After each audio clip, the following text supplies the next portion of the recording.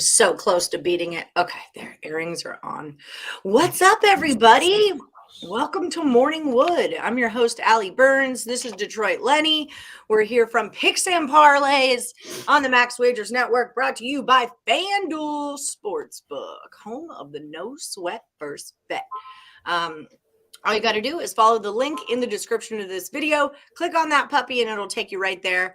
No sweat first bet up to $1,000. And if you're in the state of Ohio, they're going to drop an extra 100, not an extra 100. They're going to drop 100 into your account without making any bets, without depositing, even though you guys don't go live until January. Very exciting.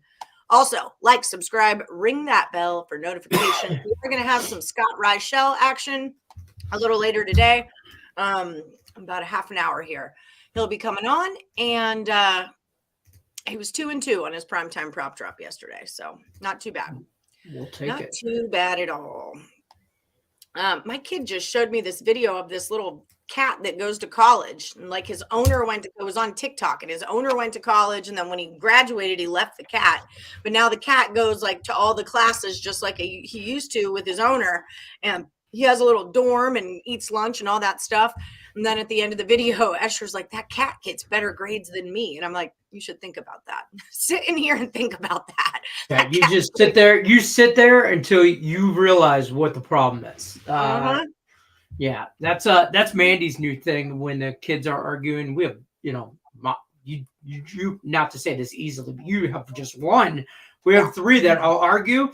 And in fairness, like, you have two parents, and I'm only me. So. That's fair. Exactly. 100%. 100%. Yeah, it's all fucking balanced at the end. I couldn't have three kids. Even with a husband, I couldn't do three kids. So much respect.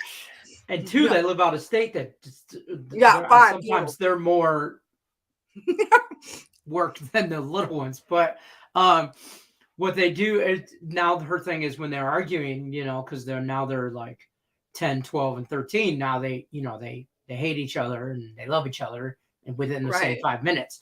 So now she's like, I'll make you two sit at the kitchen table, hold hands and say nice things to each other. I love that. That's horrible. And I'm like, and I cringe. I'm like, ooh.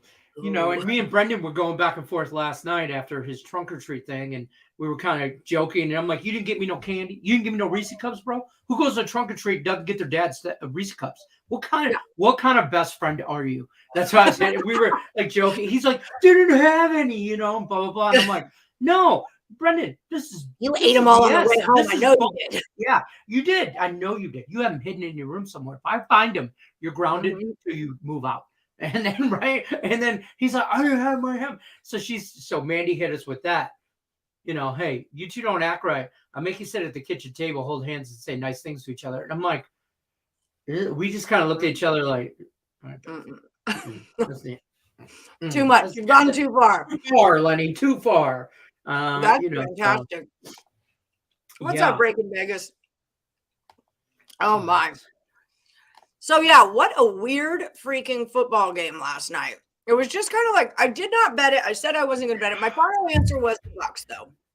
Even though all before the week I was Ravens, but after all that weird line movement, my final answer just went to the Bucks. So I was wrong. I also really liked the Ravens first half. That was wrong. We did dig on the over. I was kind of into the over there, but I didn't bet it at all. And I'm just glad I didn't. That was just such a weird game. But the Fournette anytime touchdown, that cashed rather quickly. It did. So did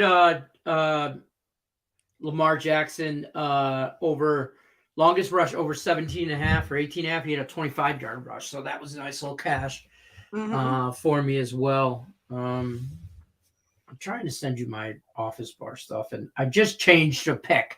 And I'm not even going to tell you which one I changed till afterwards. But I'm sending them to you now. I think that's 10. 1, 2, 3, 4, 5, 6. Oh, it's right here. 10. Yeah, 10. It just looks like my 10. This is the last week I have. With the next week, I'll have the actual sheet. Oh, wow. So let's take a look. Yeah. The World Series starts today.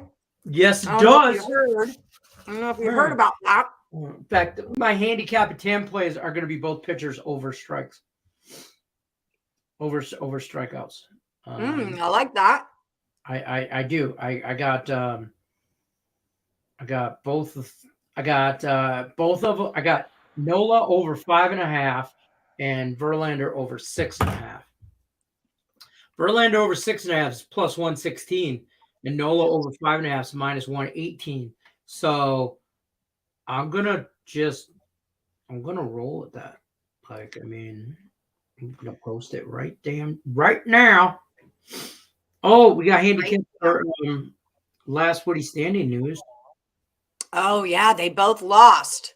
Yep. You guys both lost, so you both need to pick again. And if you both lose again, it's going to roll over into the next pot. Thanks, Lenny. I found another pick today. The old last Woody. We needed. Oh, okay, never mind. You're doing it. Ice Trae Young, Atlanta Hawks over 26.5 points. That's your old one. Oh, hold on. I've noticed the Woodies have sucked at liking videos despite putting in picks. That's a dick move, y'all. Just dick saying. Move. Straight up dick move. Hashtag be better.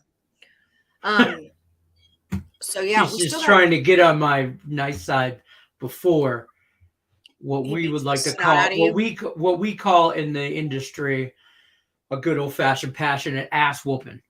I'm telling you, it's coming right now. I've been holding off all week. My excitement. I saw the unis. The Michigan State Spartan. They messaged me what unis they're wearing. They're wearing the iced out all whiteys.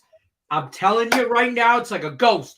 About to swoop in and snatch your soul out of a Wolverine tomorrow morning. Ooh, I like it. Afternoon. I like it. That's what we're doing. Not a great. I mean, I feel like there's going to be some. Just saying.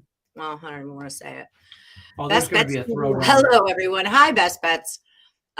Okay, so I'm looking at your NFL picks. So you're going to take the Cowboys over the Bears. Yeah. You're going to take the Patriots over the Jets. I like that because you already broke that down for us. Yeah, that was probably my favorite play. Dolphins over the Lions, Raiders over the Saints. That's going the right way. No Cardinals. Yeah. Steelers. You're taking the Eagles over the Steelers.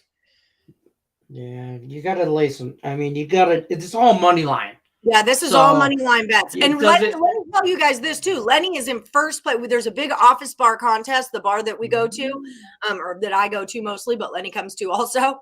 Have been known to show up. Yeah, that's just it. But it's my regular bars. They're putting a Naked City pizza into Lucky Joe's, which Lucky Joe's is my regular bar on this side of town. I'm so excited. I'm like so excited. I heard about this. I hope it's true. Folks. I hope it's not just a little things. It really is. It truly is. Anyway, so there's an office bar pool. You have to pick 10 on the money line every week, and Lenny's in first place, and my Josh is in third place. So you guys are going at it right now. So he needs one more pick. This is what we're kind of going over. He needs one more pick for that. That's what I was thinking, Tate. I didn't want to say it, but that's exactly what I was thinking about the white.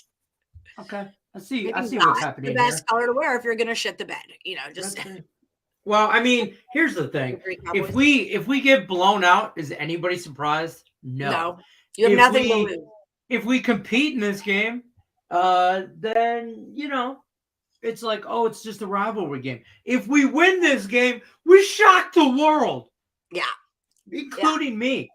So and then Tate has to wear a Detroit Lions jersey and take a picture of it and put it on to Facebook. Tate, how far are you away from, I know you're on the other side of the state, but how far are you away from Detroit? He's in Illinois. Yeah, like I said, it's like 4 hours away then. Oh, aren't you like in Chicago? Where in Illinois? Because that's like a 4-hour ride. On the south side. I'll be honest with you, I'm worth the drive, baby. Baby, I'm worth it. As my wife would say. You guys should say, babe, when you're in Michigan, you should definitely. That's what I'm saying. As my wife would say, babe, you don't need that. We don't have to order everything off Amazon. And she'd say, oh, baby, I'm worth it. And then I'm like, all right, whatever. How many people are left in the Woody? 9. Well, 1, 2, 3, 4, 5 from this week. 2 from last week, and then 5 from this week. Korma, Velko, Easy Mula, Sean Austin, and Ryan Page. I'm gonna have to check Sean Austin's shit though, because I don't know about him. No, I'm just kidding. Sean, yeah. So there's the 5, and then AB and Tate the Great are still in it from last week. They just lost. They both lost. Yeah, it's official. They're filing for the Big D. Well, I always liked a Big D. Not me. So, not so much. No, I'm divorced, Lenny. I've had 2 Big Ds. That's what I've said. Me too. Yeah. Fan. Bulls -5. Cheaper to keeper. Tom, cheaper to keeper. Ain't that the truth? Actually, if she makes more money than him, then she could be paying him alimony. That's how that works. There you go, Tom. Get yourself a cushy broadcasting job. Yeah, you know retire. Retire. You know, break in those money checks. Yeah. Yep. Fox, ESPN, Morningwood. They'd all love to have you. Okay. Feel free. You know, I mean, come. You know, you would be great. Here's my Circa plays. I have done that. Okay. I'm a little skeptical on a couple. I have. Let me just pull up circle lines so I know what they are because I didn't write. Of course, why would you write that down, Lenny? Why would you write that down? Oh, the other thing I wanted to bring up. Go ahead. I'm taking the Raiders minus -1.5 in Circa. I'm taking the Patriots minus -2.5. I don't like this at all, but I'm taking the Giants +3, and I'm taking the Bengals minus -3.5. I don't care about the injury. Jamar Chase is out 4 to 6 weeks. I don't care. I'm fading the injury report. I am, and the Bengals are just a better team, and it's Monday Night Football. So. And you're taking a Monday night game. Yeah. Oh yeah. So, that's kind of where I'm at there. Oh, thank God. Garbage truck? No, school bus. Could be. I don't know. It's just a white. Somebody's getting furniture. Furniture, people. Somebody is. Maybe my wife ordered furniture. I don't even know. It's possible. And I'm kind of stuck on this. Man, I think Arizona wins straight up in Minnesota. Just straight up, but I don't trust the Vikings to. I had the Niners on the circle list and crossed it out. And then I took the Rams in the office bar thing because I think they win. So I'm back and forth with that game. So the Niners and the Rams. Niners and the Rams. Niners have already beat them once this year, and those teams usually split. So that was my theory on that. I don't expect that either team to sweep them divisional game. Right. I don't think either team sweeps. It's like, we'll split with the Bears. Doesn't matter what the record is. We'll split with the Packers. Doesn't matter what the record is, So I think I'm going to go Arizona because they're a really good road team, and it's a dome plus 3.5. It's moving that way. 57% of the money's on the cards. It was a 6.5. Now it's a 3.5. So it's going that way. I'm going to close my window real quick. Okay. That's acceptable. That is I'm working over here. I'm working here. Boop, boop, boop, boop, boop, boop. What was I doing? Oh, that was on the. Oh, while he's gone. So I don't remember who sent this to Nick. Sent back to 5.5 theory that we always. Oh, yes. We're not calling it the law of Ross Benjamin anymore because we got a cooler name. The gamblers call it. Minus 5.5 is the devil's spread. I love it. But NFL dogs of +5 to +5.5 are 29-12 against the spread in the last 3 seasons. The gamblers call it minus 5.5, the devil's spread. So there you have it, people. It's a real thing. It is. Real thing. Terry, I see you in the chat. I know your Vikings. Listen, I think your Vikings win. I don't know if they cover. 3 and a hook is the hook is that's the deciding factor for me, really. I think they could win by a field goal. Arizona is a better road team than they are a home team, which screams weirdness. At least Brady. Well, Brady has been throwing the ball. I mean, it's just like scoring the ball. Like in the one Tom Brady has another record under his belt. He became the most sacked quarterback in NFL history last night. Really? Did he? In back-to-back plays, he tied Ben Roethlisberger for like 500 and some odd. I don't know what the number is, but so he tied him, and then on the very next play, the Ravens got back-to-back sacks. He's one play, he's tied for the most sacks with Ben Roethlisberger. Next play, he owns that record outright. He was sacked straight up. So congratulations. I'm not sure. Yeah, I mean, like that's what the announcers were saying. They're like, listen, it's not a sack. It's not a record you want to hang your hat on, obviously, but it also means you've been in the league a long time. So congrats to that. And you can take a hit. You got to, you got a chin on. You're durable. You could take a punch, all that. Also, maybe think about playing for teams with better O-lines. Just think about that also. So this is a good question. I know. Does anyone ever argue with you that sports betting is real work? So there's two sides of that: gambling and handicapping. If you're a gambler, no, it's not hard work at all. You don't care enough. You want the action. You want to get the excitement. You want some money on the game. That's not your home teams usually. Yeah, home teams, big spreads, minus 10s and that kind of jazz, or big parlays.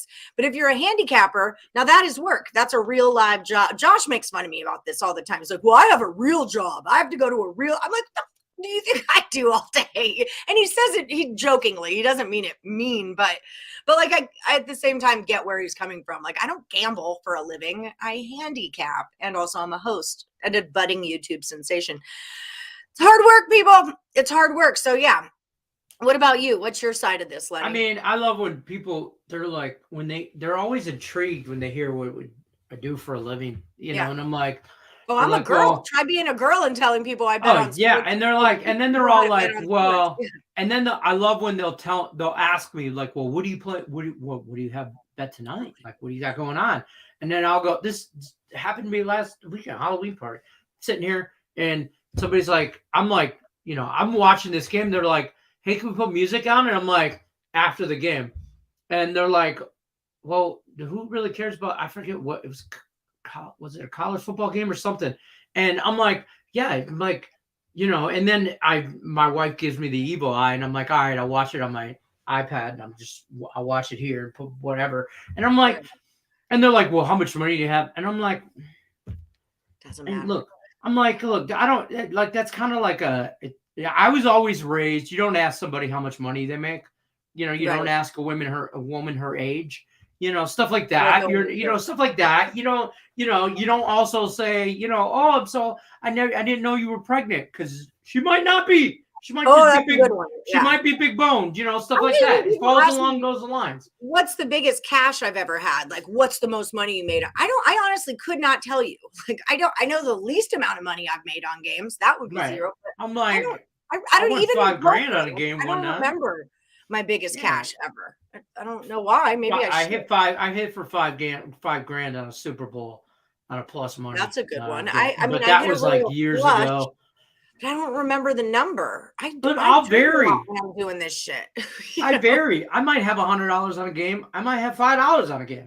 I might have, you know what I mean? I might have a couple $100. I don't know. Depends on what I like that day. Depends on how many bets I've got on one game. Exactly. I try to limit myself to a specific budget per day. Mm-hmm. And if that, say, is $100, and if I take that $100 and I might have 10 plays for $10, I might have one play for $100. I might have two for $50. I don't know, so, but people will ask me that, and then they're like, well, what do you have on the game? This is my favorite. And then you tell them, oh, I'm on USC in the over. And they're like, oh, no, that's not going to win. And I'm like, you just asked me to break down what I do for a fucking living. Yeah. Like, I don't go to my mechanic and say, oh, you're going to rebuild the engine? Yeah, I'm going to start with that. No, I wouldn't do that. I wouldn't do that. Like, bro, I'm in the great words of Tom Cruise in Days of Thunder, I drive. I don't work on cars. I drive them. I drive. I'm the driver in this situation. You want me to tell you what's wrong with the car? I don't know. I got to turn the radio down. You know, I mean, you know. A big part of it too, like, and to your point about watching a game, you know, like it took Escher a while to him to understand that, like, Thursday, I have to watch Thursday night football, whether I want to or not, or at least Mandy follow too. it on my phone or check in with it, because today, you know, like I've got to talk about it. I have to know what the hell was going on. So watching the games is very much part of my job. And then that goes, not even just talking about it, but then that goes into logging that, watching them on the field, getting a vibe off of this team. What do I feel is happening with them, so I can apply it to the next time that they play, you know? So it's I do a lot better when I watch sports, when I'm not I'll just tell you betting. what. Yes, 100%. And it's a lifestyle change for your whole household. When you just mentioned Escher and stuff, like me and Mandy, we watch a lot of shows and movies and stuff like that. And I'm like, you know, she knows Thursday night, we're not going to, like, I'm just going to make dinner and I'm probably going to flip through my phone all night because he's watching Thursday night football. Yeah. And he has to watch. I'm like, you know, it was a conversation. I'm like, the playoff baseball. I'm like, I got to watch these games. Yeah. And God forbid I have to freaking have Amazon on it and I can't flip to the baseball game or anything. I got to log out and then go to a different fucking app and do all this. So, and then she's like, how are you watching a 75-inch TV with one game on, a tablet with another game on, and my laptop on my lap on another game on? I'm like, because I got to know what's going on. Yeah, I got to see it. And there's a vibe. Like for me, I want the vibe, especially in college basketball. Like I want to pick up on your energy of these five guys running. Like, are they in sync? Are they helping each other? Does it seem like they're happy and excited to play? Or are they ball hogging it? Like I'm very big on the vibe. Maybe it's like part of the chick in me, like my women's intuition handicapping. But with basketball, that's really important to me, is what do they feel like right now? You know, what does this team feel like? Basketball, I could see that. I'm a big live bettor. I play a lot of in-play stuff. So I can't just go to ESPN and look at a score and go, okay, now I'm going to take this side. I got to know the momentum. I'm a momentum bettor. I am the Ravens just sacked you 2 times in a row. Son of a bitch. Give me the Ravens right now, because the momentum has swung. And you can see that at halftime. I bet the Ravens plus money at half. Plus points at half, and they were down 10-3 or whatever. I liked it. And did you send Scott Reichel a link? I did in YouTube. I told him I'd see him at 1:30. Perfect. 10:30. Heath says the 49ers are 7-0 against the Rams during the regular season. They swept the Rams the last 3 seasons and working on 4. Well, the playoffs didn't work out for them. It's a divisional game though, so you know, I'm gonna take the lay off of that one. I don't like it. I don't like that game at all. But I don't like really. I mean, it's hard when it gets into this time of the year because you get bye weeks. You have the CMC. You got to pick 10 games. You know, so there's only a couple that you can't like. You know what I mean? The Niners went from a dog to a favorite, but that could have been a CMC thing too. Yeah. See, I thought, okay, Niners, Christian McCaffrey's there now, he's there a week. He's got a full week under his belt practicing, getting a little bit of, momentum, whatever. Call of Duty's being released. They've been saying that for like 2 weeks. He's probably got that shit prior to release, by the way. Right. Hey, Callie loves sports. Yeah, everybody, don't forget to hit that like button. You don't have to make me like sports. I already like sports. But I do, what I like even more than sports is positive energy. So hit that like button, share with your friends, subscribe. Guys, we're bringing back the whiteboard next week and index cards. If you haven't heard, we're going to try to work this out and get it a little bit closer to what our old show used to be. But if you want the old show to be the new show from now on, we got to get more viewers in. I have stated my claim that I think that if I have that whiteboard, we will get more morning Woodies into the chat. We'll get more viewers, more likes, all that. I said the whiteboard is what made the difference. Lenny agreed that we had a great time with that whiteboard and we can get some new viewers. So it's going to be a little bit rocky, but we're bringing it back. And If you want to keep the whiteboard, you guys got to share and like and subscribe and all that stuff to keep us going. Otherwise, we're going to go back to almost adulting format, which is fine too. If I disprove myself that I don't get more likes and views with the whiteboard, then I don't need to do it. Then it's too much of a pain in my ass. Craig Trapp are making my life miserable. Let me just tell you, because I got my wife, my work wife in one ear. I got my boss in my other ear, and they're both going on the whiteboard. I just want. What the did he back. say about the whiteboard? He won't. No, respond. he's just like he won't give a clear cut. Answer. I hate the whiteboard, whatever, anything. So, I don't know. We're going to see what happens. Because here's the deal, right? There's number one rule in handicapping is that the numbers don't lie, right? So we're going to see. We're going to see with the numbers and see what happens. I want more morning Woodies. We want more morning Woodies. That's what we want. Another record. So he is in West Michigan. He just goes to, he's from Chicago. He goes there all the time. Okay. So he's in West Michigan is what he said. All right. Well, I'll be in Detroit next weekend. Yeah, it's a trap most of the time, Hector. So Ross Benjamin brought this to our attention last football season, and I actually used it with Laterica, and I used it through college basketball season. The 5.5 number, if you can get plus 5.5, the devil's number for real. The rule is to always find a way to take the dog, to take the plus 5.5. And at the beginning of the season, we had like 2 teams did it in 1 week. It's proven true for us for most of this season so far. It is supposed to be strictly a football thing, but I use it in basketball too. But yeah, so don't lay minus, it's 5 or 5.5. That's the devil's spread, and you want to be on the dog. And I believe it was 29 and 12 over the last 3 seasons was the stat on that. So everyone remember that there is a 12 to that 29 wins. There is a 12 losses. It doesn't work every single time, but I've been really successful with it this season. My wife said, no, you're not finna convince me gambling is work. I go, I don't gamble. I handicap. Exactly. Bam. Thank you. Boom, shakalaka, mic drop. We're out, folks. Take care. Yep. Tell Cookie to call me. I'll break it down for her. Tell her to call me. I'll break it down. All right, so breaking news. I just text you. I'm going to take the Rams-Niner game off. Okay, good idea. I'm going to replace it with quite possibly the worst game on the slate. The London game, I'm taking the Jags over Bronco Country. And the Jags, aren't they like the Jags are like London? Yeah, listen, they have great success in London. Yeah. I just hate betting those games. You let her know. I have to type all of these. Hold on, I can resend. I could resend them. I'm just gonna write them down, and I'll take a picture and send it. That's fair. That's fair. That's fair. I'm Yeah, sorry. I know I'm a pain in the ass. And my packet, you get a packet, folks. Let me just explain it. You get a whole ass packet, right? And then you get like sheets, like it says like week 9, and just circle and sign your name and turn it in. Well, my packet was missing week 7 and 8, so I have to text them to Allie, and then she turns them in for me. So then I text her last week, and I'm like, these 4, no, wait. And I'm like, shit, I should probably just do one text 10 games and not like, I'm going to take these 3, 2 days later, maybe take those 4, you know? I'm going to send this in one text. I'm going to go hold it down, copy, go out, and turn to Chavez, hold it down, paste, and then I'm done with my job. And then I'm like, I immediately apologize profusely. I'm like, hey, look, I know I'm a pain in the ass. I appreciate you proxy for me doing all this. I'm so sorry. I'm a pain in the ass. Like, I get it. I know I'm a pain in the ass. I'm still sorry. Like, blah, blah, blah, right? And she's like, I got you. Don't worry. We find out. But we're in first place, Allie Burns. We're out to crush. We're crushing the. Woo!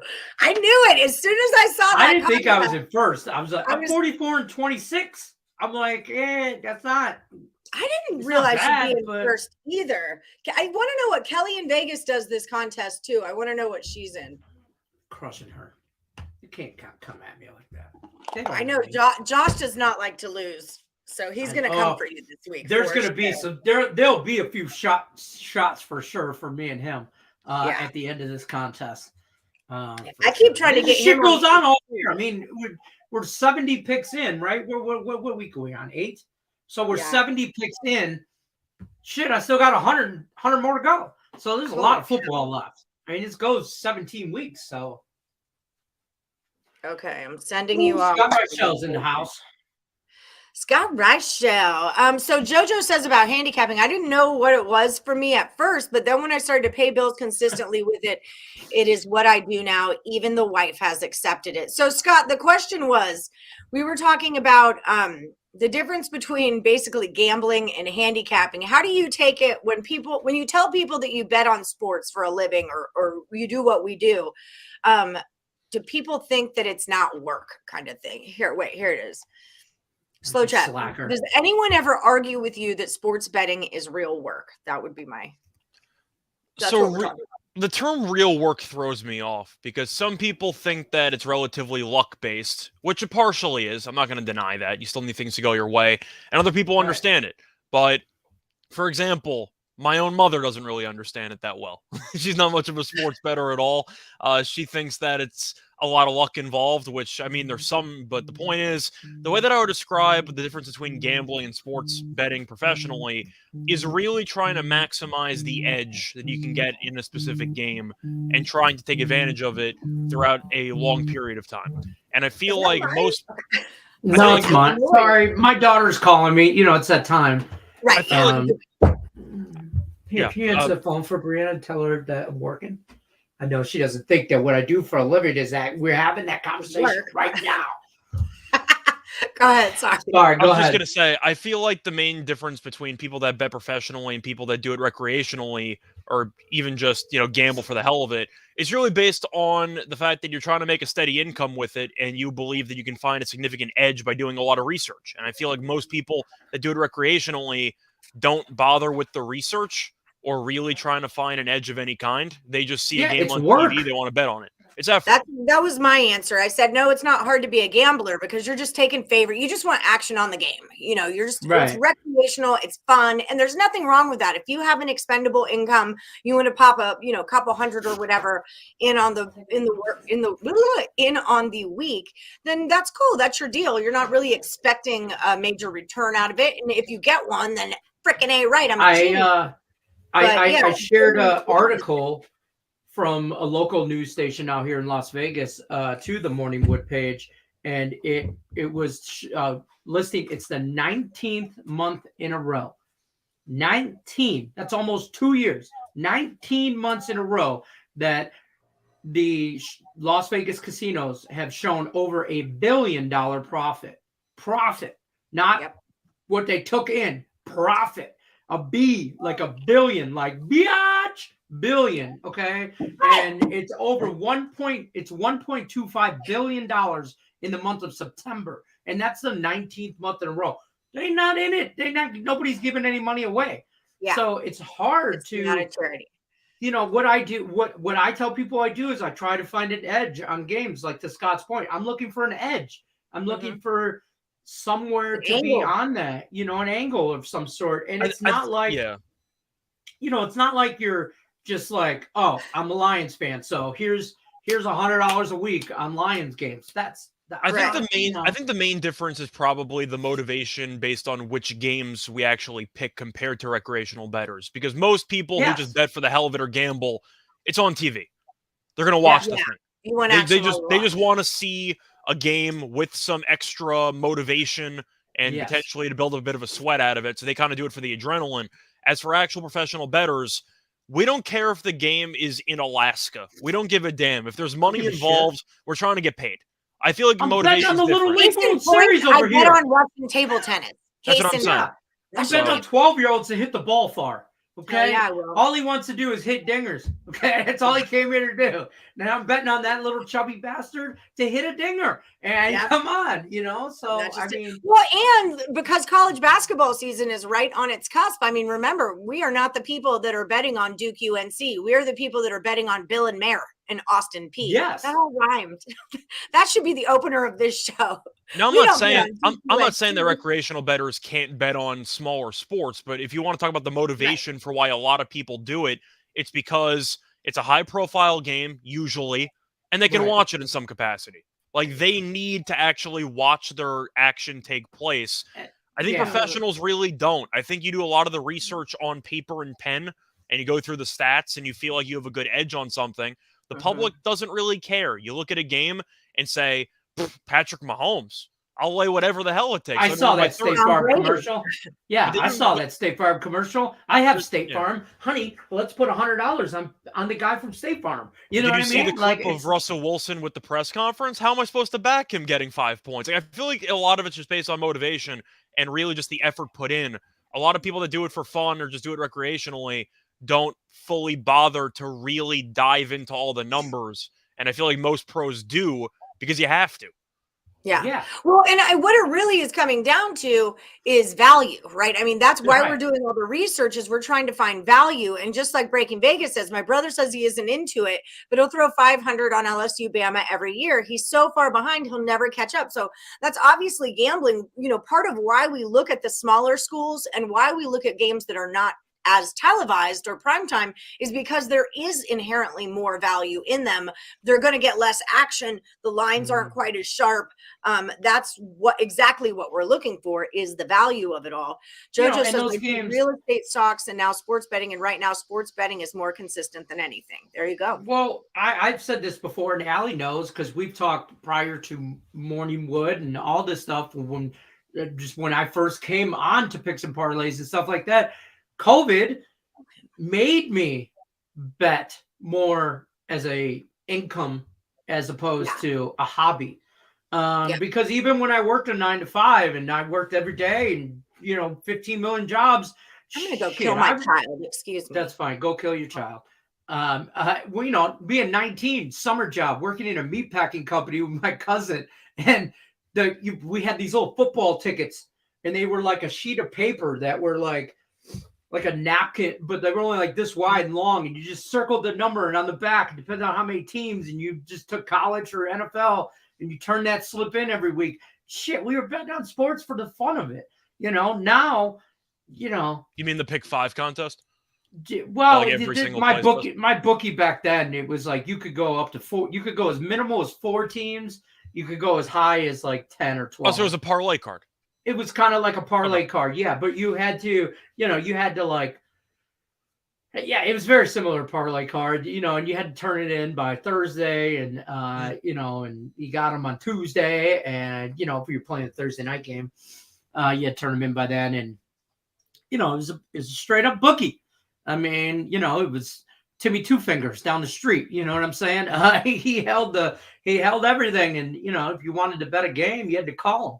You know, and you had to say your account number and the password and you know, and what's the line on this game? And then they tell you, and you're like, all right, I want it, or give it to me. Yeah, exactly. You know, all right, you know, and then I had to, you know, and that's kind of how I became Detroit Lenny, is because I was the white kid from Detroit, and my bookie was not in Detroit, and he's like, oh yeah, Detroit Lenny, and then and I'm like, yeah, because I'd be like, hey, it's Lenny. What's the line on this? You know, so you're always calling up on Detroit games, also probably. Well, you know, just saying, pretty much, yeah. And I'm like, you know, what's the line on this game? And he'd go, "Oh, who is this?" And I'm like, "Oh, it's Lenny." And he's like, "Oh, is this Detroit Lenny?" Or I'm like, at first it was, "Is this white Lenny?" It's probably convenient. It's convenient. You go location name. Yeah, you go location. Yeah, and then he's like, and I'm like, I just didn't. We weren't comfortable using on the phone white Lenny and black Lenny. So he's like, oh, you're Lenny. I know you. You're Lenny from Detroit. And I'm like, yeah. Now I just became Detroit Lenny. You're like Jenny from the block. I'm like Jenny from the block. Yeah. You're Lenny from the block. I'm an around the way girl. LL told me. Who are you liking today, Rachel? So for me, I did a couple of plays I was considering in the NBA. Got the Raptors today against the 76ers. They just played, so usually back-to-backs are a bit tricky, but I really just think Toronto matches up well against this Philly team. Money's coming on Philly. I'm not surprised. You know, the public's going to bet on Harden, Embiid, and all those guys because they have to turn it around. They're too talented. They really don't. I think Doc Rivers is a bad coach. I think most people would agree with that by now. I think the book's kind of out on him. But you're looking at what Philly's been really bad at this season. They're not a good defensive team, especially in transition. Embiid doesn't really run that much. Are the Raptors -2 right now? Yeah, that's what I see. I thought Philly was -1 this morning. Raptors are -2?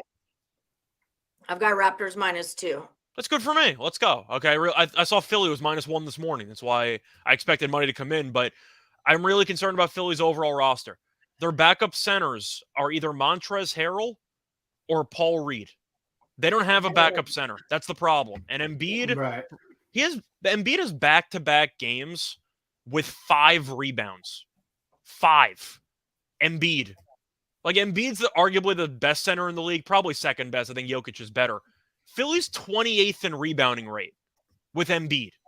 Like, they're not doing anything well that you expect them to. Offensively, they're talented, but I am concerned that they go a little bit too slow in terms of pace, and Toronto wants to speed them up like they did with Siakam at center in the back half of the playoff series last year and in the first meeting. Toronto outscored them 29-17 in fast break points. And with Harden and Embiid, do you think either of them want to sprint back on defense after a turnover? Of course not. So I like Toronto because I think they're going to push the pace.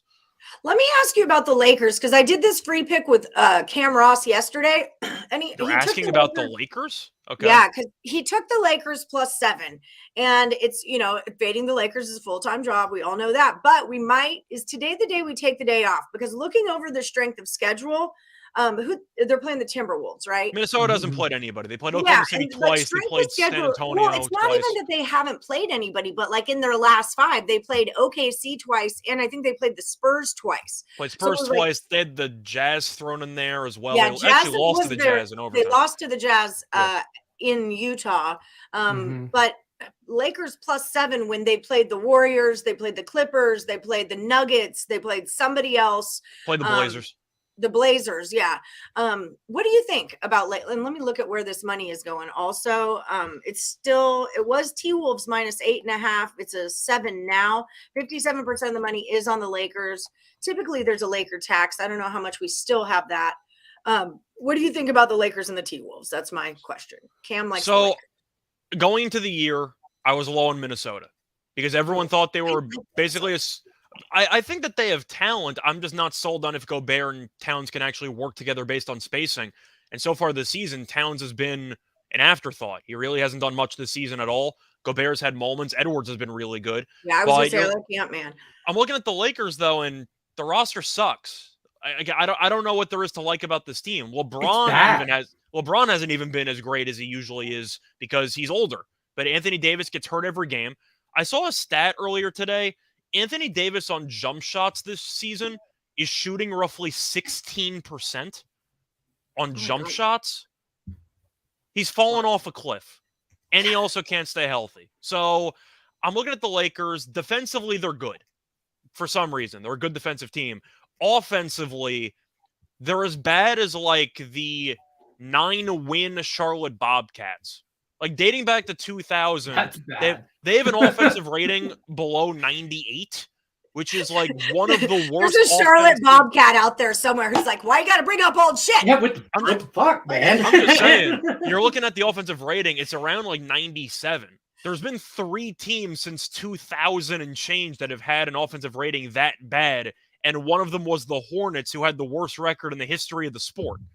Like, I'm just saying, it's really bad offensively for the Lakers. They can't shoot.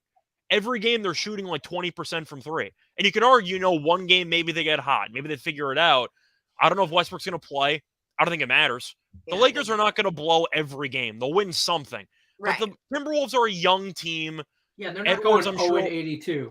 Edwards, I'm sure, will be motivated. Edwards thinks he's better than LeBron. He'll try to put up 30 in this game just based on mental confidence. But I think Gobert defensively is going to do well. He's going to dominate the glass. And I am low on this Minnesota team, but I'm even lower on this Lakers team. They're really, really bad, and I'm going to fade them. And there's that angle, too. You kind of just brought it up with Anthony Edwards that he thinks he's better than LeBron, that, there is that angle of when you go to play against the best. I mean, we should say the king, I guess, that, heavy is the head. When these younger guys are playing against LeBron, this is their shot to play against LeBron. So there's especially definitely Edwards there. I mean, if you listen to interviews with Edwards, he claims that he can pick up a sport randomly and be the best in the world at it. Edwards has all-time level confidence in himself, and he should. Number 1 overall pick. He's been a very good player in his young career. Should be a superstar in this league. But if you're talking about a chip on his shoulder and a guy who constantly wants to prove he's the best player in the world, Edwards is on a short list of guys who believe that. And I do think that when you go up against LeBron, especially a post-prime LeBron, Edwards is going to take it personally. And I'm not saying he's going to go for 40. I'm just saying I don't think Minnesota is afraid. I don't think any team is afraid of the Lakers at this point. You had an aura about LeBron his entire career. You had an aura about LeBron, which is, well, he's probably going to go for 40. We're going to lose. And now you look at the Lakers and you're kind of licking your chops a bit, saying, oh, we're going to kick this team's ass. And I feel like most teams, instead of being afraid of the Lakers, now circle it on the calendar as a potential free win because this team is actually that bad. Okay, so talk to me kind of a similar spot. We've got like a veteran team against a younger team. The Pelicans are at the Suns. When 90% of the money on the Pelicans, the Suns -6 went to a Suns -7. So that line didn't move the right way, but there are 64% of the tickets on the Suns. What are you thinking about Pelicans Suns tonight? I think based on the injury report, if you're betting on the Pelicans, you're lighting your money on fire. There's no reason to bet on the Pelicans right now. This injury report looks like a tankathon. And I know the Pelicans are a good team, but you're looking at who's potentially out for this game. It looks like a mid-January tank job for Wembanyama because you're looking at the Pelicans' overall injury report. Ingram has a concussion. He's not playing. Zion's still questionable because he has a bruised something. I know he fell on his ass and he got injured. I don't know what you want to call it. A glute? A sprained glute, something that he might not play. Herb Jones hurt his knee. He didn't play last game either. Alvarado's questionable as well. And McCollum's questionable. So New Orleans might be missing 4 starters. They had an off day yesterday. That's kind of your whole team. That's kind of your whole team. And I know that the Pelicans won without a lot of without Zion and Ingram against Dallas. They killed me personally. I had Dallas in that game. But still, the point is the Pelicans might be missing so many guys that I can't bet them right now. Now, if you want to wait and take the Pelicans and you find out Zion's playing and you find out they're going to be a bit healthier, maybe I don't mind it. But right now, the Pelicans might be missing like 6 of their key rotation guys. There's no chance I'm taking them in this game until I know who's going to play.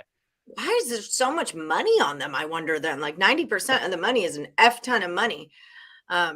Well, Pelicans are a good team. I'm assuming most people who bet it either overnight didn't realize. They thought that maybe Zion would be back or something like that. And the Spurs are a little bit disastrous at times as well. Okay, so Bill McDonald wants to know about Cavaliers and the Celtics, which Celtics -6 went to a 6.5 with 51% of the money on Celtics. So the book is definitely evening out there. What do you 223 went all the way down to a 218.5. 57% of the money, 63% of the tickets is now on the over. I'm assuming it's over that 218.5. What do you think about Cavs at Celtics?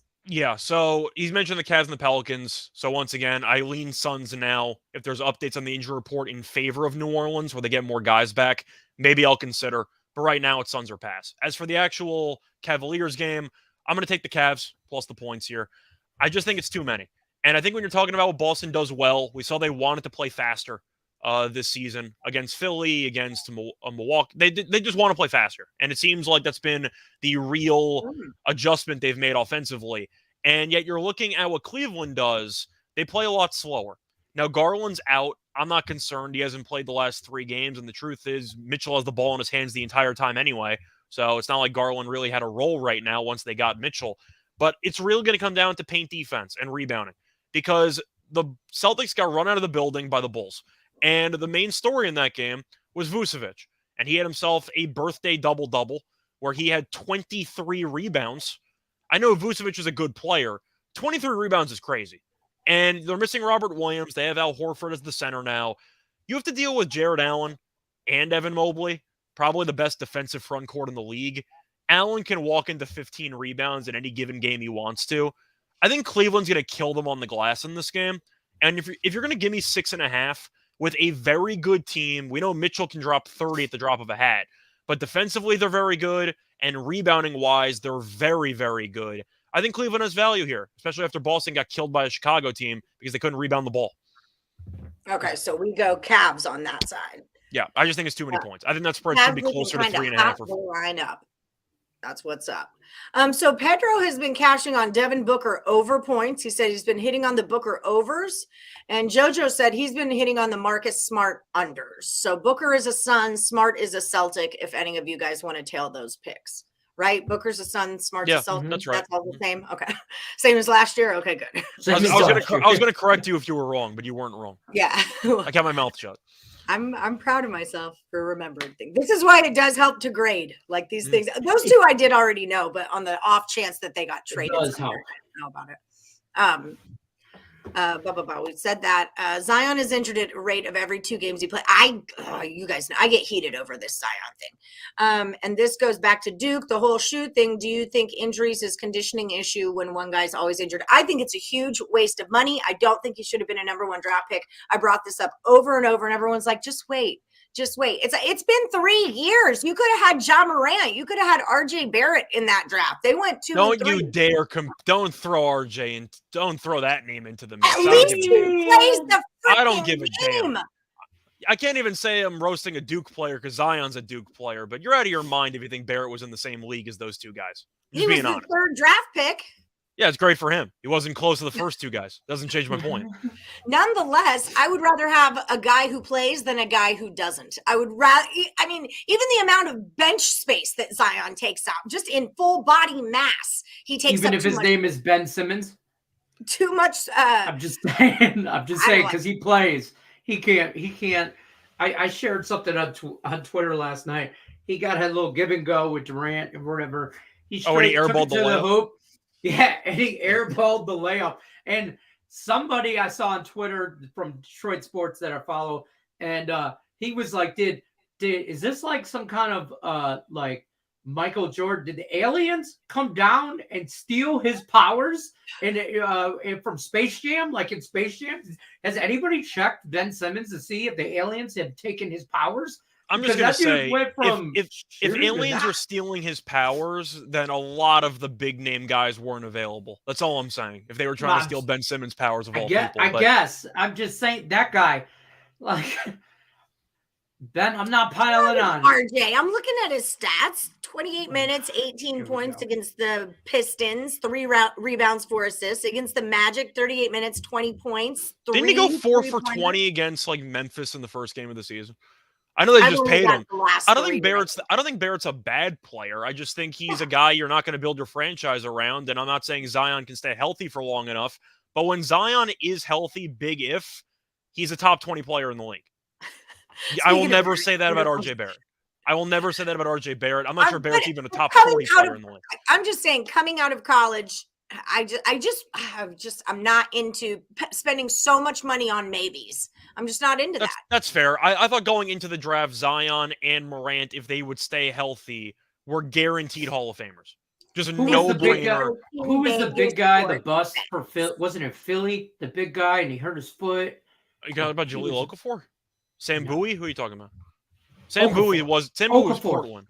Oh, it was Okafor. Okay. Yeah. From Philly. He got drafted by Philly, right? He got drafted by Philly instead of Karl Anthony Towns.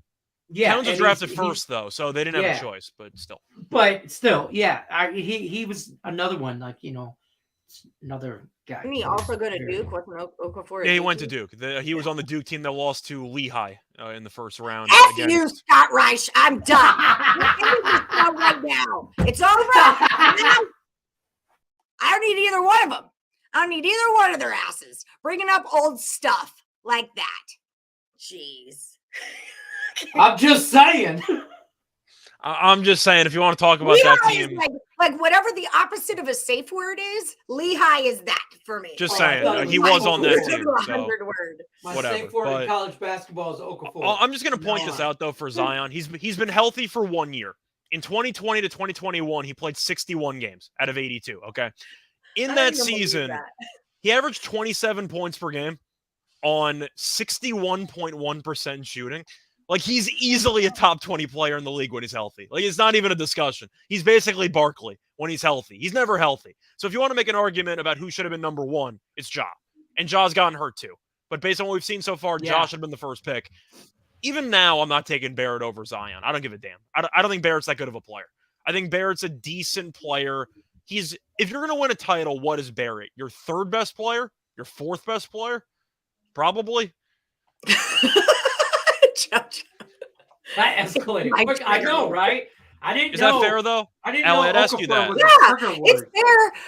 But no, it's like, would I pick Barrett over Zion knowing what I know now? Yes. But back then, no.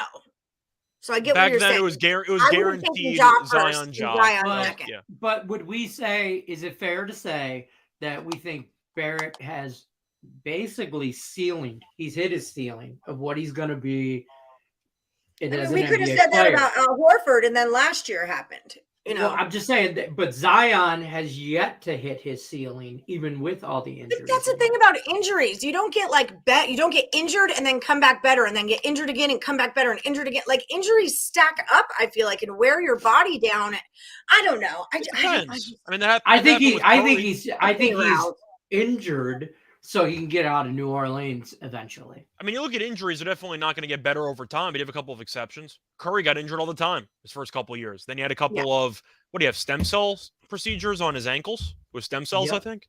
And then Yep, he turned he into the best shooter of all time, and he's been healthy. And he so had to do that. He had to do that out of the country, I believe. I'm saying there are a if couple of if I'm not exceptions. mistaken. Kobe had a bunch of knee Not But that procedures. doesn't count for like using steroids or something. Kobe does flew to it? Germany half the time for knee procedures because he wanted to get specific stuff Peyton done. So Manning that's why Indy cut his ass, because they would not let him go overseas to get stem cell surgery in his for the neck next, or whatever. they thought he was going to have to retire. But there Yeah, are and some he was exceptions. like, "F you, I'm getting this surgery, and I'm going to come out and I'm going to win a Super Bowl somewhere else." Obviously, the injuries are Denver. a red flag for Zion. I'm just saying when he's Part of it healthy, is just how big he is. Like Yeah. being that big and healing, that's a big part. It's not That's a just being problem. injured, Yeah. it's being that big of a dude and trying to heal. That much weight on your knees. I just learned this from Mark Rober's science video about the 3 square thing, like at the cube, and like our bodies have to grow at the same rate as our muscles and bones do, I'm because more of a otherwise Bill our Nye bodies guy, will- if I'm being Huh? honest. I'm more of a Bill Nye guy, if I'm being Oh, honest. man, you check know? out Mark Rober and Devil's Toothpaste. It's the Did you bomb. know that Bill Nye is a bit of a science guy? Did you know that? I've heard. I I'm heard. much older than Yeah. you, and I used to watch that when I was a small child. I watched So- it when it wasn't cool. Yeah, exactly. I watched it when it wasn't cool. When it was on right after Bob Ross. The only point I'm going to Bob Ross. It's all about the Good happy times. clouds. But either way, Yeah. I do think the one point I'll make, just to wrap it up, if I was starting a franchise right now and I wanted to win a title, I would pick Zion over Barrett. I would pick Zion over Yeah. Barrett. I wouldn't, because Zion's just an empty spot in your roster. Unless you Sells can guarantee. jerseys. It's really the what if. I really am not a Barrett potential. guy. I don't know what Barrett's ceiling is. I really think he's arguably I'm the not a fourth huge best Barrett. player Like, on I the feel title like team. I put myself in a spot where now I'm defending someone who I'm not all that high on either. He just happened to be in Right. that draft as well. Like, it's not like I'm some Yeah, huge yeah. RJ Barrett fan. My ultimate point is that he plays basketball on the court with the people, and we pay him yeah. to do that. I And get Zion it. sits on the bench and He does shows up, not play the right. basketball. And so that I- is the yeah. inherent value to me, is drafting a guy that plays or does not play. That's really It's about the value of availability. I get it. I'm just not a big fan of his game. I think that Barrett's a guy who thinks he's better than he actually is, and he'll be a starter or even a sixth man on a championship team, but you want him to be your third or fourth leading scorer. To defend Barrett, though, he did never lose to Lehigh. So Motherfucker. all right, guys. With that being said, Okay, there's a guy wait, no, who has hold on, Twitter real page. quick. You might Hold want to on. follow him. I wouldn't. He's totally rude. Yes, 30 seconds. Time. Hold on. There is a baseball game tonight. Now that Oh, we've yeah. that's right. argued Yeah, we got and World we've Series all stuff. Yeah. became fans of Lehigh. Let's talk about Game 1, World Series. Can we get a pick out of somebody here? Right, Shell, who do you I'm like? on both. I'm on both. Real quick, my favorite bet of this game is both pitchers over strikeout props. Nola is over 5.5, and Verlander over 6.5. I think so. I like both. That's my favorite bet of this game. Nola. Go ahead, Scott. I'm typing.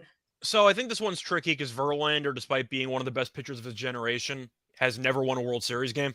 He's just 0 He's never won there. Yeah, maybe a little bit tighter on the throat, maybe.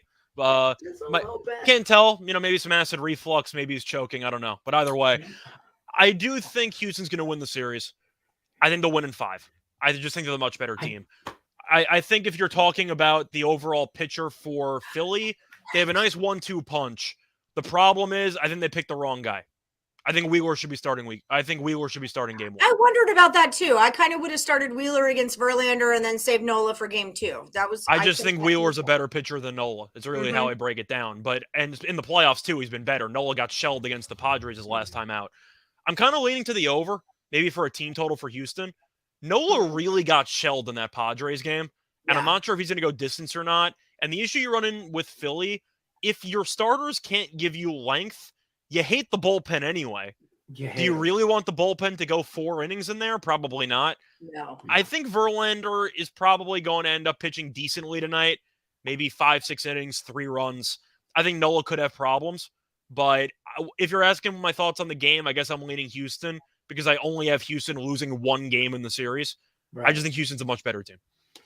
I will say this quickly. Verlander, if he gets out of the first inning, he's money. That's a prop that I'm actually considering. I don't mind. That's his problem. That's in years of watching him in big games. Nerves get to him. He will get stronger as the game goes on. If he gets out of the first 2 innings, say, without giving up a run or a hit or anything crazy like that, it's freaking over. I'm just telling you right now, Philly don't have a chance. He'll go 8 innings and he will shut them down. If you want a prop, to touch upon that, I don't mind run first inning. We've seen Verlander struggle in World Series games, especially and early we've on. seen Kyle Schwarber bash 2 of them in 2 games. How many World Series games has Nola ever been in? 0. So I think nerves could play a fact here, especially in Houston. Yeah. So the way that I see it, I'm looking at potentially a run first inning. I'm usually a nerfy guy, but I do think in this spot you could argue that a Yurfee might be worth a shot there. It's going to be plus money. I mean, based on how low the total is. Because it's like minus 150. That's what I'm saying. So the Yurfee's probably like plus 120, plus 130 maybe. I don't mind that. It's worth the sprinkle. And even in Verlander's last start against the Yankees, he was awful in the first 2 innings, and then he was nails from there. So he's just got to get past the first 2 innings, and then he's money. But that even if I'm on both over props, I kind of really dig the over 6.5, because once you get to Philly's bullpen, Houston's gonna single the shit out of this series. Yeah, I like the over as well. I'm not taking the under. Any 6.5s, just like inherently, I want to go over. I'll take the under in game 2 with Wheeler, but I also think Wheeler is much better than Nola. I really don't know why they used Nola here, because you're arguing based on off days. Nola's going to pitch game 1, game 4, 5. Yeah. And then you could argue short rest 7. Or is the argument that Wheeler would go 2 and then not be used again until I feel like Wheeler should be trying to pitch 3 times in the series if he can. Right. At least 2, maybe 1 time out of the bullpen. I do like the Astros win this series, and it's raw. Whoever said it the other day, Dan Kaiser, I think I'll give credit to him. Do you have a Destiny games versus number? Dynasty. Destiny versus Dynasty. At the end of the day, Philly's happy to be right now where they are. If the season ended right now, Philly's still popping bottles and talking about how great it was to be here. Houston is like, we ain't done shit. Houston also hasn't lost a playoff game. Houston's been so good, and Philly, they've been great too. But I do have serious concerns about the bullpen, and even the lineup, which is very good. We saw the Yankees strike out a bunch. The Astros might strike out Hoskins 15 times in the series. I mean, Hoskins is a free swinger. He had a couple of big home runs in that Padres series. A lot of the guys go for broke in that lineup, and I am a bit concerned about that. But Houston's been there before. They've come up short a lot, underratedly a lot. If you look at the World Series losses they've had, I think the Phillies will make it competitive for a bit. I think the games will be competitive. I just think Houston's depth and just overall experience will eventually wear down Philly over the series, in my opinion. Yeah, it's a mission from God, is what it is. They're on a mission from God. They want that title. Be sure to check out ESB's show today. It's on at 2 p.m. Eastern. Okay, that means you're late to your own show. Yeah, what the hell? Okay. Speaking of this, I've got to go meet him right now to do free picks. And then we've got a Picks and Parlays Power Hour coming up at 3 p.m. Eastern. Check out ESB at 2 p.m. Eastern, then Power Hour at 3 p.m. Eastern. Game Time Decision with Lenny and the Twins is at 5 p.m. Eastern. And I've got 2 Total Chaoses for you tonight. There's already NBA Total Chaos out with the Insiders Room. So you guys can search that one right now for 5 games that are going on tonight. And then I'll do a college football with Scott Reichel and Ross Mann. And then NFL with Terry Edelman and Chip Chirimbus is who's doing that against you today, Terry, if you're still in the chat. So keep your eyes open. And that's also why you want to make sure to like and subscribe, share with your friends, ring the bell for notifications. Also, subscribe to the Earl Sports Bets YouTube, guys. They're trying to get 3,000 subs. They're getting really close. So subscribe to them. Don't forget about my FanDuel No Sweat First Bet up to $1,000 for all new accounts. No Sweat First Bet. The link is in the description of this video. No primetime prop drop today. We don't do it on Fridays, but you've been rocking right along, Scott Reichel. I see in the comments you've been making people some money. So excellent work there. If you guys in the chat, the viewers are looking for a promo code over at picksandparlays.net where you buy premium plays from Earl Sports Bets or Cam Ross, Craig Trapp, use this promo code NFL and it's going to save you 20% off whatever you get. Scott Reichel, real quick, tell them who you are, where they can find more of you. So you can find me on Twitter at Reichel Radio. Besides that, doing free picks every night on the Winners and Whiners page. Been a bit cold lately. Happens. Part of gambling. So we'll bounce back out of it at some point. Besides that, still doing the primetime prop drop 4 days a week. On this show, of course, on Fridays. Doing the Total Chaos on Friday night, which should be fun. Check that out later. And besides that, got the college football show with Steen in about 5 minutes. So, all right. So move on over and check out Reichel and the college football show. This is worth mentioning. So just throw this out there. Breaking Vegas says it makes sense if you start with Nola. If you steal game one, yay. Then you follow with Wheeler and can possibly go up 2-0. You're supposed to lose game one on the road. So Nola makes sense. That's a good angle. I see that. I think that means you're playing to lose. I really have a hard time. I don't. I see it, but I don't. Who's to say that Nola can't win? I mean, I'm not saying he can't win, but the Yankees did the same thing. They had Game 5 against Cleveland, and they had no day off, and then they used basically the C squad bullpen, arguing, "Well, we weren't supposed to win it anyway, so let's rest everybody for the other games." They got swept. My argument is you have an inexperienced World Series team against an experienced World Series team. You don't want to fall behind 1-0. I get the point. You're supposed to lose game one. It's a loser's mentality. Philly was supposed to not be here. I think if you want to put your best foot forward and try to put the pressure on, I don't think you should just you're willingly setting yourself up for a disadvantage because if this goes well, then we have a great chance. It just seems like you're playing for a loser's mentality. I'd rather be up 1-0. All right. That's a good call, too. Good argument. I understand the angle. I would just rather try to get off to a hot start. I see it both ways. You could make an argument either way. You're digging a hole. All right, we got bucks. Digging. We got to get out of here. We got other shows. Go follow Reichel to the college football show over on Winners and Whiners. He likes the Raptors -2 today. Lenny likes both of the pitchers over in strikeouts. He's working on circa picks, but Raiders, Pats, Giants, Bengals is where we're at now. Thank you guys so much for joining me on Morningwood today. Good luck to everybody. Go Astros. Good luck unless you're against Lenny or the Astros. Yeah, both, either one.